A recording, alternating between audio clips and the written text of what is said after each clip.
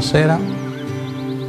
Oggi, 21 marzo, è una giornata particolarmente auspicevole. È il primo giorno di primavera, è il giorno del genitliaco della nostra madre guru, Shrimata Nirmala Devi, la fondatrice di Sahaja Yoga. E oggi vi faremo ascoltare la nostra guru che parla della Kundalini, parla del nostro sistema nervoso, come funziona, una cosa molto importante, molto bella per poter comprendere a fondo la disciplina di Sahaja Yoga, che, come già vi ho già detto, è portatrice di benessere, pace, armonia, felicità. Auguro a tutti una buona visione.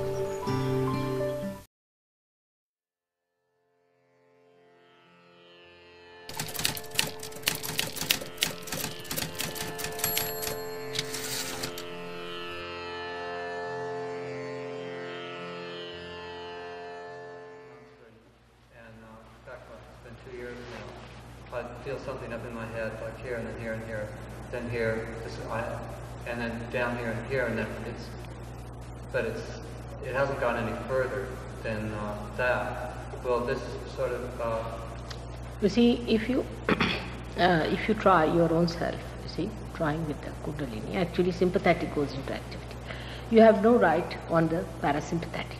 Parasympathetic is the one which balances, and that is the central path of Sushumna, through which the Kundalini has to rise.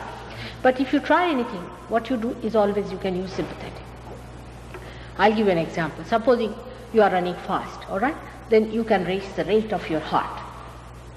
But you cannot slow it down. It slows down by itself. That is parasympathetic activity. So you just get into sympathetic activity. And by sympathetic activity, if you overdo it, then all these symptoms happen.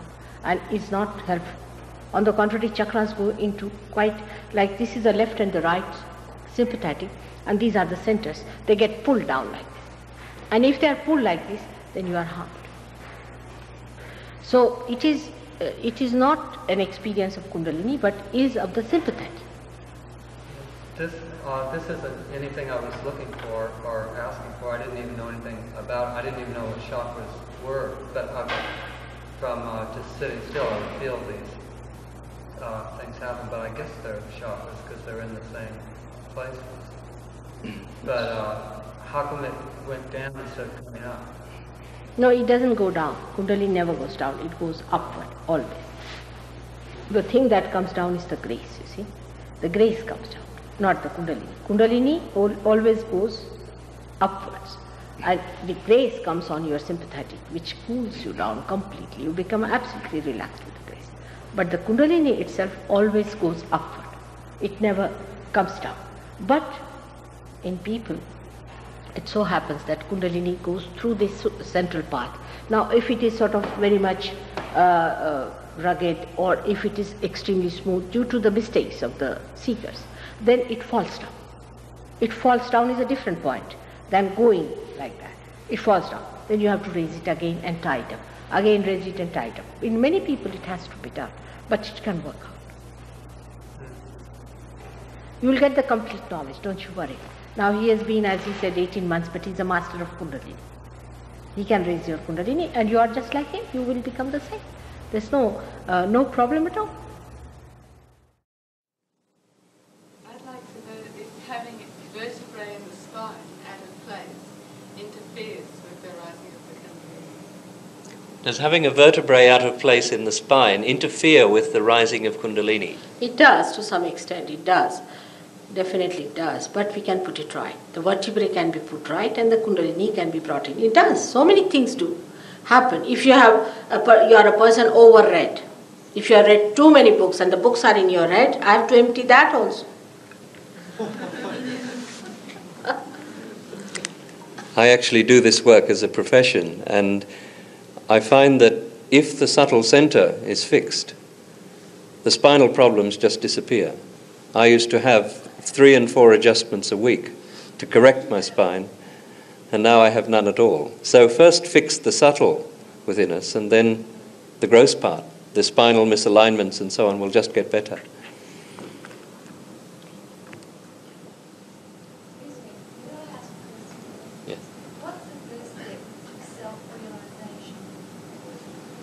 What is the first step to self-realization?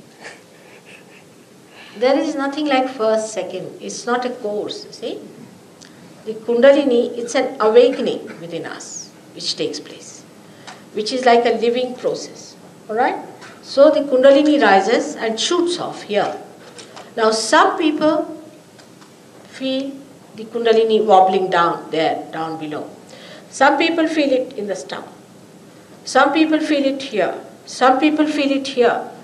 But most of them feel it here only, jetting out like cool breeze.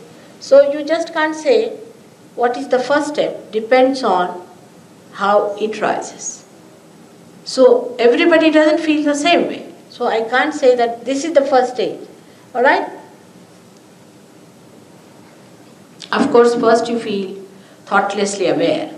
You become thoughtlessly aware. First thing that should happen to you when the Kundalini crosses this center. When it comes out of it, you start feeling the cool breeze here, and you start feeling the cool breeze in your hands, and you start feeling the cool breeze around. That's the second stage where it can go. What? Can anyone be realised without knowing about Kundalini? Can anyone be realized without knowing about Kundalini? About mentally, need not know much. It can be realized, of course you can be. But then you have to tell them what it is. This thing is better to do that way. But there will be very few who will accept such a situation because they want to know about everything. But they need not know all that. You can little bit say, tell them that there is a way of getting realization. And then it's like this, that when you come to me, you want to have the lights, I'll say, all right, go. There's a switch you put on. And you put on the switch, you get the lights without telling about it. But you would like to know how this light is done. And then that helps you to create other lights. That's why it is important to know about Kundalini. I can do it without telling you anything about Kundalini. I can raise your Kundalini. But you would not know anything about it. And you would not know what it is. It has happened with many who were born realized. They did not know they were realized souls. And they got lost. Like I would say, greatest example, Leonardo da Vinci. Leonardo da Vinci was a realized soul. And he got lost because he didn't know he was a realized soul. He was a higher personality than others. He got lost. So many got lost like that. Excuse me, if your Kundalini was arisen and you were that, how could you be lost? I mean, you have it, so how could you be lost? How can you be lost if the Kundalini has been awakened? No, it is. Because, you see, it is, you are not yet fully developed, matured person. When you are in an immature state, it does happen. Kundalini, when it rises, you'll be surprised. In some people, it is just a wee bit, just like a hair. It just comes up a little, because it's so difficult, you see. The passage is so blocked. So a little bit comes up. This is what it is. It is a complete realization takes place only when you are nirvikalpa samadhi. That's a higher state. So in the beginning, it's just a little wee bit opens up. And 1% people do get lost. They do, because they have egos, they have super egos, all kinds of things. They do get lost. So be careful. How and where did you receive the power to awaken the Kundalini? Me. In us and other people? How and where did you receive the ability to awaken the Kundalini in them? I had it, born with it.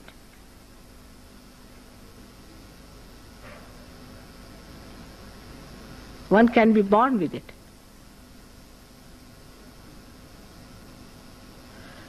But I realized that to give our mass realization, 7th center has to be open, first of all. That I did on the 5th of May, 1970. And then I realized that with this happening, one can achieve our mass realization. But till that time, I had to understand human beings.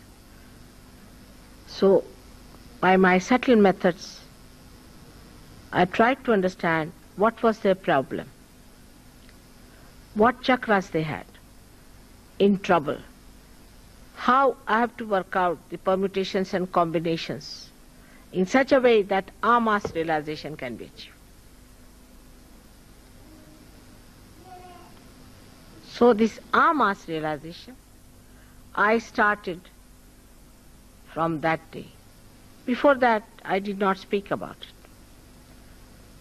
Because what's the use of another Bible or another Gita?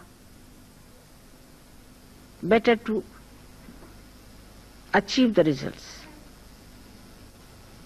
Unless and until human beings realize that there are higher stories of awareness within them, whatever you may tell them, they are not going to understand. So first it must be done. They have to realize that there are higher awareness states which we have to achieve, which we have achieved. And then they can go further. My father himself was a very great evolved soul. And he told me that those who are born on the 10th story shouldn't talk about it. They should come down and try to raise the people at least to the first or second story so they realize there are stories beyond. Because if they just talk about the 10th story, people will think they are crazy or they'll crucify them. They'll never understand.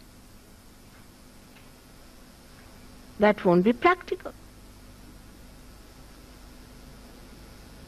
But it took some time to understand human beings. They are very complicated people. Must say, not easy.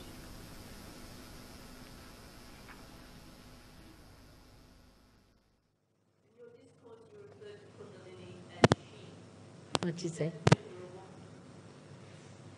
In your discourse, you referred to the Kundalini as she. Is that because you are a woman? No, she is. She is the female side. See, she's the Shakti, she's the female side.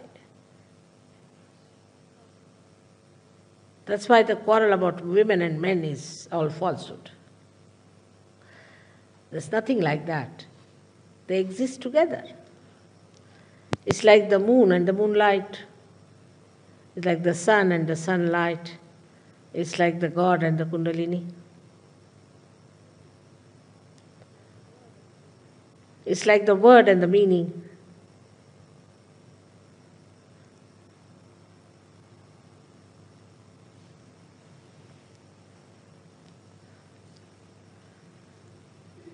Is it fair to say that the Kundalini energy arises and meets another energy coming from above?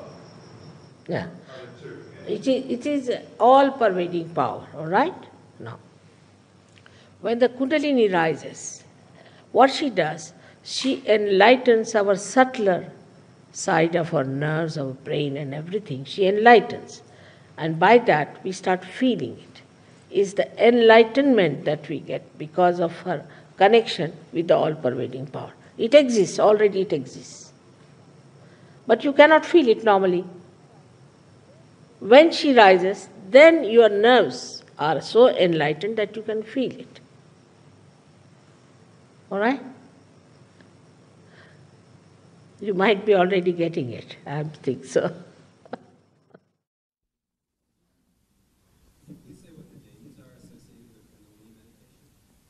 He's asking about any dangers with Kundalini meditation. No, not at all. Not at all.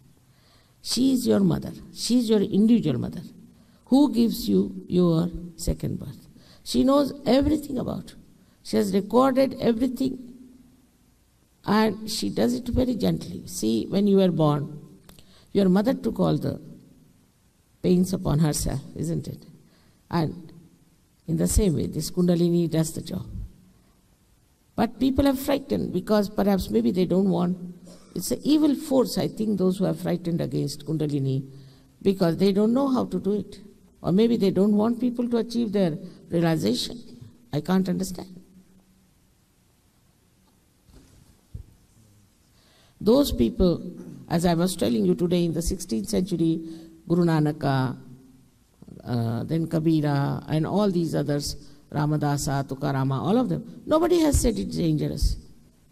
On the contrary, Ramadasa was asked, how much time does it take for Kundalini to rise? He used the word in Sanskrit, tat kshana, that's the moment, that moment, he said. Tat kshana, that moment.